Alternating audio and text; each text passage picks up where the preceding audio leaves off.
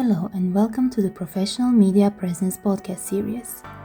In this episode, we are joined by the Croatian multimedia artist and researcher Ivana Papić, based in Berlin, whose practice weaves together ecology, identity, memory, and sensory experience. With a background in conservation and restoration, Ivana now works across photography, video, sound, and objects to create poetic installations that invite reflection on our connection to nature and the landscapes within us.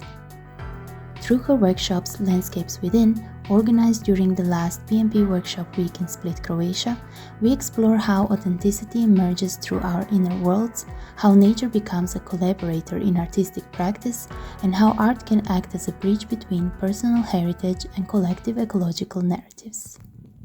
We are in Split and this is PMP Podcast. My name is Paula. Hi Paula, my name is Ivana Papić. So Ivana, can you tell us a bit about your journey from Split to Berlin? Thank you for your first question, Paula. So essentially I spent most of my 20s here in Split. I grew up, I studied as well conservation and at the age on the Arts Academy of University of Split. And then I was working for 2 years as a freelance conservator, and then basically when I was 25 I decided to move to Berlin and to in that way maybe change the city, change my career. And then I stayed. Now it's been already 12 years, and I also studied in Berlin at the Berlin University of Arts. I did a master's degree, my second master's degree at the Institute for Art in Context. That would be like in short. It's been a while now since I'm in Berlin, but I'm always happy to come back. Like I'm very much connected to the Balkans. I have a projects here, and my family is here as well.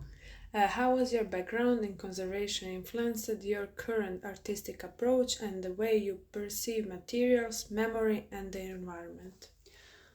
I would say that conservation restoration studies gave me like a research background in the sense of that we were looking into materials, organic materials, and also provided me some insights of some scientific methods that later I was thinking about in my later practice. I would say it taught me a lot about patience because restoration is a very noble work and it's about protection of cultural heritage. So I learned a lot how to dig into the archives and make like a proper research and write like a research articles. And also I would say in order to be a good conservator, you have to have a really keen eye for details. And this is something also that I got, and I'm very thankful for that. But I would say maybe above all this, one of the most precious things that this study gave me is lifelong friendships. And these people with some of them I'm still in contact, and I would say that. You often work across photography, video, sound, and objects. What drives you to this interdisciplinary way of creating? Well, I think from the very kind of beginning, also when I was studying restoration and even before, I was kind of drawn to multiple things at the same time. I always like to multitask since I remember myself. And it started with photography, then it went to analog photography, and then I would say during my master's studies, I realized that I like to create spaces, and that somehow from all the mediums, installation as such gives me this wonderful opportunity to create and shape the space however I imagine, and with the video works, with sound, with objects, and it gives me this complete freedom to guide the public and to like open the doors into my world and my artistic practice. This also includes the stage, like the lighting and all these little elements that you can create. And I would say that I maybe most enjoy solo exhibitions because then I have a full control of what I want to do and to show, but also group exhibitions can be really interesting, and it's depending how many people was the topic. So I would say this multi-approach, multitasking, and maybe I would like to add that sometimes certain ideas are looking for certain mediums or maybe a little bit drawn. So I work very intuitively. So, and I'm always kind of keen to learn something new, or I, for example, invite another artist to collaborate with me on some of my projects. Nice, interesting. Nature plays a strong role in your practice, not just as subject but as collaborator. What have you learned from observing and working with natural elements? That's a really great question.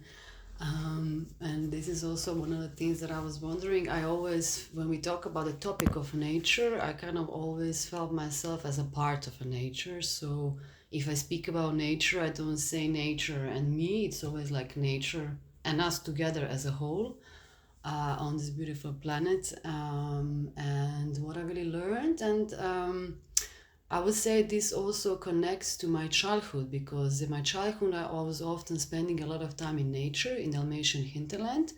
This is where both of my my parents were actually kind of born into the families there, in this special region of karst and stone, where there is this particular nature, not much going on, no water. So we are, both of the families, like in Prgomet and also Slino, are kind of situated very far away from rivers, and it's like a hilly land, and it's like sometimes dry, and you have to be really resilient as a farmer in order to make this land fruitful. So it was a really hard labor for people, but almost every weekend I was going with my family to visit my grandmother in Prgomet. I was spending a lot of time there, and to be honest, I was a bit bored as well, because there was nobody.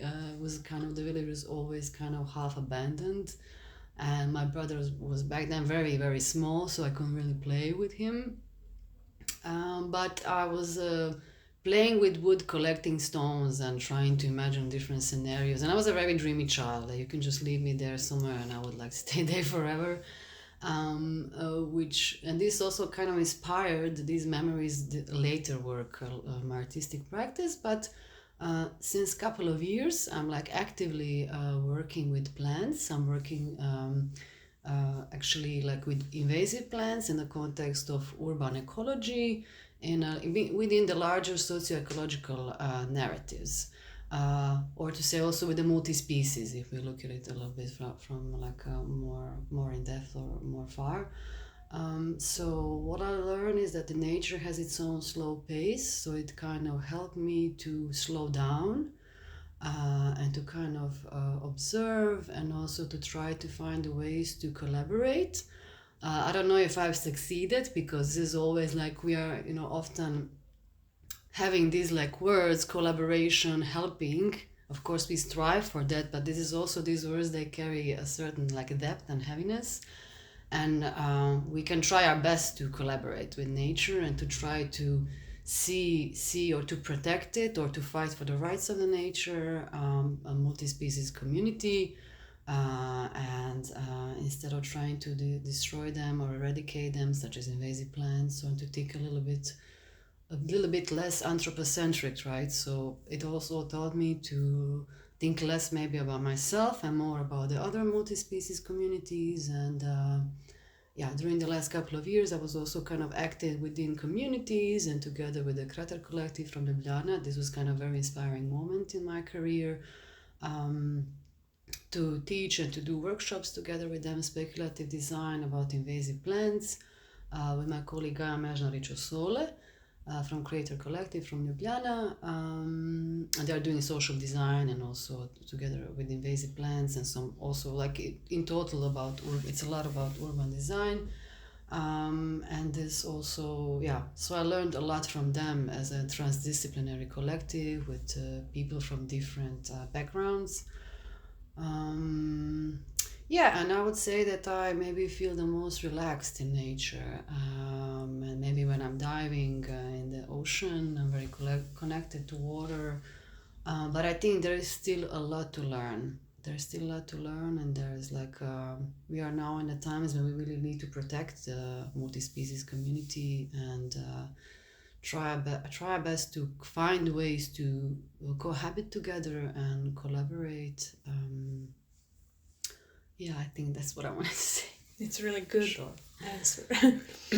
Your work often weaves together personal identity, ecology, and collective experience. How do these traits come together in your creative process? Mm-hmm.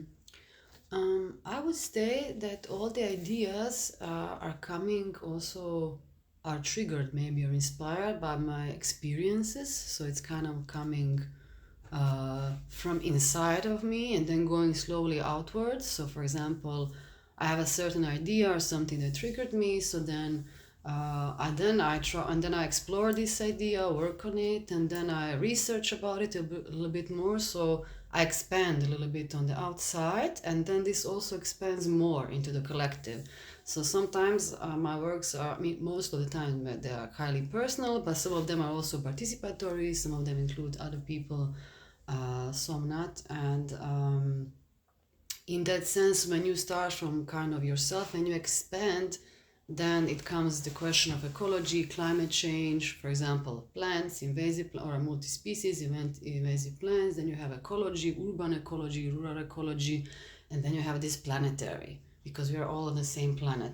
So, and I think a lot of artists maybe have this like process of like, and it's also kind of intertwining, because you can of course like do your artistic work like in solitary situation, but you're also influenced by what's going around us, and I think it's always somehow intertwined, all these adjectives and themes.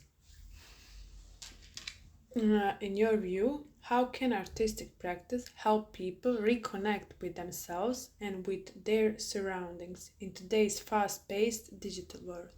Yeah, that's also a very good question. Because I think that we are living almost, we have, don't want to say half digitally, but we have all of us, we have our phones, we are very strongly attached to them, and they are like little portals that we carry around with us all the time, 24/7. And they are also like a big distraction for us as well. And I feel like people also got disconnected, or there is this kind of fake feeling if you have been maybe texting with someone and not meeting in person, that you are kind of close or connected, which of course you have to stay in contact, but there is a lack of physical contact. Of course sometimes this is not possible, but like a physical contact really in person, I don't think it can really replace any kind of digital contact, and this is what we really need. People are lonely, I would say also prone to depression and etc. And it distracts us until this level that we are unable to stay alone with ourselves, because maybe we are unhappy with the way how our life is, or maybe even we want to spend more time in nature. We have some other desires, but it's somehow these desires cannot go through because you're constantly distracted and fed with certain adjectives from internet and I know Werbung is a German word, but commercials, and they're all collecting data on us and etc. And with this fast-paced development of AI, I believe that we are going to enter in some very strange era. Now I went a little bit off topic, but this is then required, and this also has effect on the climate and environment, because like for example, all these data, they have to be stored somewhere, and these like data centers, which are also there are also some negative consequences for the environment and landscapes for that, but that's another topic. And so to go back to your question, how can an artist or any kind of creative practice maybe inspire people to be a bit more closer to the nature? I think just starting from being in the nature, to having some boundaries on this digital environment, like strong boundaries, and to dedicate time to spend your alone in some kind of natural surrounding, like meditating, just even walking. Even walking became now like a very big like a privilege for people who have time for that, in order to reconnect with yourself. And I believe also that all of us, we are creative beings, and we carry a certain talent, and maybe people don't have enough time, or they don't have or they have to choose, they don't have time to dedicate maybe to develop this certain talent in any kind of media. But this creativity has to go outside somewhere. So just to find time a little bit for yourself and for some creativity, and these workshops or something else that yeah, that's Okay, thank you. Your ongoing project, Wild Walnut, explores female heritage through the five senses. Could you share what inspired it and what have you discovered through this exploration? So this all started the project in 2021 when I was working on my master thesis, and it became the main topic. And what wild walnut actually means, what kind of plant it means, what kind of plant it is. It's Alianthus altissima, or in English, tree of heaven plant, which is considered one of the most invasive plants in Europe and also worldwide. This plant is coming originally from Asia and has been brought to Europe in the 18th century by one French botanist. So it was planted originally as a decoration plant, and also this is the way how it also entered our territory in the Balkans. And what happened is, go back to Berlin in 2021, I was for a long time wanted to explore my female heritage, especially because both of my grandmothers sadly passed away in a span of 3 years, and I wanted to discover this like heritage, also when it comes to traditional way of singing, clothing, like to just like to investigate everything and to talk with friends from my late grandmothers. So I performed biographical interviews about how life was back then, and because I always had this feeling, and I was, both of my grandmothers and all this female lineage in the family always have been carrying some kind of heaviness, and I wanted to, and I think this is goes on with this region, and I mean worldwide, everywhere, that women rights were not really very strong, and it was, the system is very still patriarchal. So this is what I did. I investigate this. This was the practice. This was the like research part, and then the practical part is that I created an artist book about it, about the story of a young woman who goes back to this village. And when we started the interview, I said to you that in this village I was playing with a certain plant in nature. So this was particularly this plant, which actually in 2021 in Berlin started to grow in my street. So this is what triggered the whole research. And it was like, I think the plant came to me, or I like to think that way, in some kind of Proustian or poetic way. So yeah, the research was the theoretical part, and then the output practical was the artist book where I wrote a fairy tale about a young woman, which is having some dream sequences going around the village, and then the nature speaks to her, the water, the tree, and there were some drawings and poetry. Later, this project expanded into senses, so I decided to develop it further. And then in 2023, there was a Voice of the Wild Walnut, which was investigating poetry and a voice of women as a tool for resistance. And then nowadays I'm working on the sense of a touch. I'm investigating biomaterials from the tree of heaven. And the name Wild Walnut is actually a name that people from the villages used to call pajasen in Croatian, although it doesn't really have to do nothing with the wild walnut, the real one, but I like this name because it's very poetic. Really nice information. You have led workshops in different countries and cultural contexts. How does working with diverse communities shape your own artistic growth? Mm-hmm. I would say that, of course, it's shaping my artistic practice and this parallel community practice with workshops. And the more you travel, the more you meet different cultures. But I will maybe outline that one of the most profound experiences and really big learning curves in that sense was when I went to Peru in 2022. So I went to Peru 2 times, in 2020 for a residency, and then in 2023 a colleague of mine, Alisa Yanes, invited me to do a workshop in Iquitos in Peru, which is the biggest city in the Amazon jungle, right on the river. And you can go there only with an airplane or with a boat. So she was having this wonderful project, like a little book for the teenage girls, which is called Campeonas Liberando. And I was just like invited as one of the guests to create some workshops. So we decided that I will do the workshop for women, so the mothers of the teenage girls that she was working with. And I created a 2-day workshop about poetry and bookbinding. So I spent some time with the women from the village to tell me what kind of trees they are like using and for what, medicinal, or like for example for canoes and etc. And then we created some poetry together. I mean, they created, and then we created little notebooks. And it was, of course, a beautiful experience. And at the same time, I really learned, maybe for the first time, what does it mean to go as an artist from Europe into such community far away, into another culture, and that we often go as artists being kind of a naive in that sense that we go there before kind of thinking what kind of our own position is when it comes to, for example, decolonial histories and etc., right?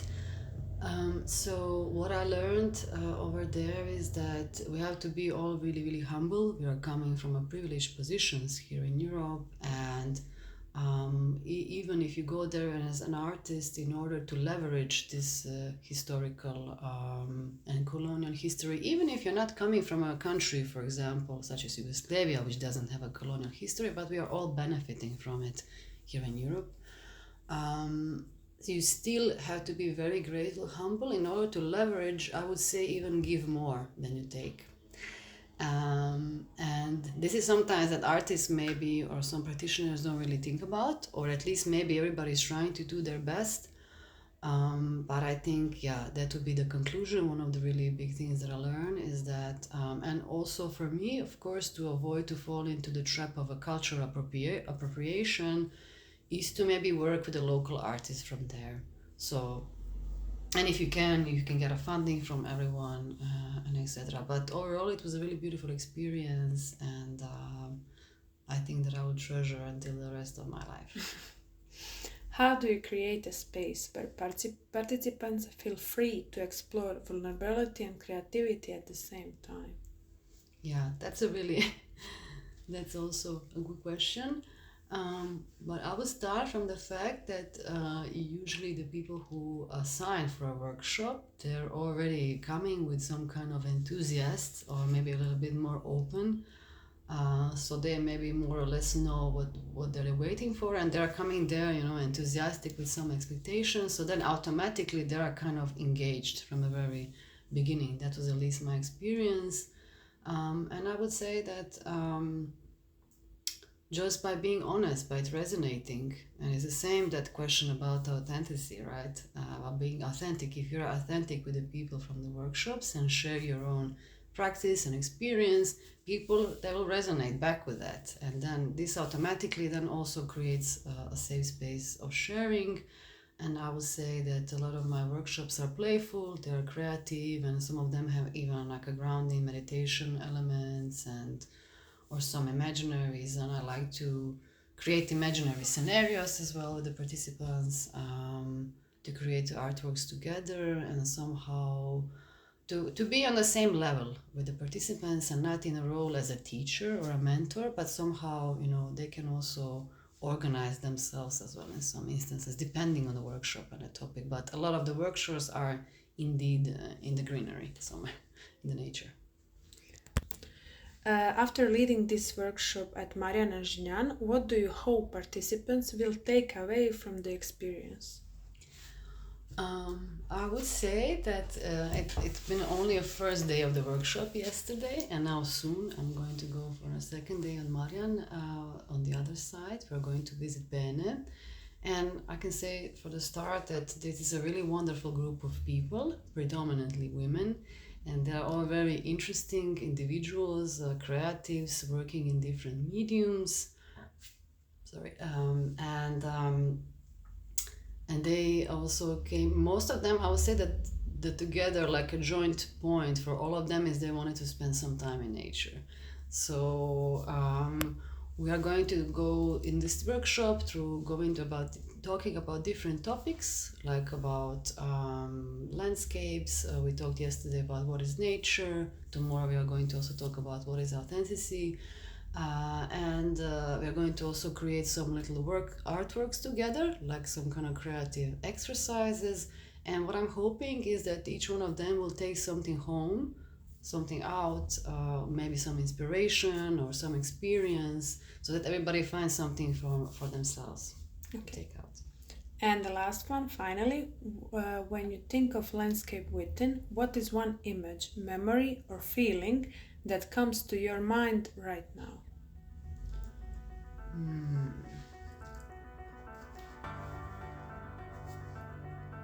I would say like stars and universe. Okay. This sounds a bit abstract, because it's a kind of free form, and it's kind of this like a watery liquid water of the stars. Yeah, that's it. Thank you one more time, and good luck with other days of workshop.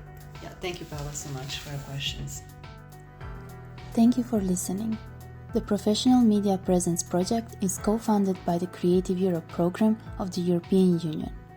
Make sure to follow the updates on our social media, Instagram and Facebook, and visit our website pmpproject.eu. Stay tuned for more episodes.